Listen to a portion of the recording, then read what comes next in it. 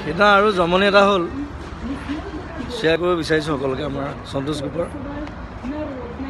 ইয়াত সকলোৱে জানে ইয়াত পোকৰ ধৰা ছিষ্টেম নাই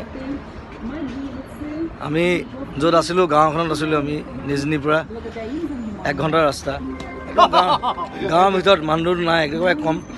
4টামান কটেজ আছে আমাৰ গাইডৰ এটা কটেজ আছে তাত ধুনীয়া তাত আমি থাকিলোঁ খোৱা বোৱা লৈ যাওঁ ইয়াৰ পৰা তাতে খাওঁ আৰু মই কি কৰিলোঁ পাকঘৰৰ পৰা মানে পোকৰ ধুবৰ কাৰণে গিলাচ এটা লৈ গ'লোঁ ৰাতিপুৱা গিলাচটো আনি থৈছিলে মই নাচালোঁ প্লাষ্টিকৰ গিলাচ বোলো পোকৰ ধুবলৈ কিবা এটা লাগিব তাত গিলাচটো লৈ গ'লোঁ পোকৰ ধুইছোঁ তাৰপিছত দেখিছোঁ কিবা পোকৰ পৰা তেল ওলোৱা নিচিনা লাগিছে পোকৰ পৰা তেল ক'ৰ পৰা ওলাব পিছত গম পালোঁ সেইটো আমাৰ শ্ৰমিকে মানে অমলেট বনাবৰ কাৰণে বাটাৰ আনি থৈছিলে গিলাচটোত বাটাৰ আছিলে মই নাজানো চব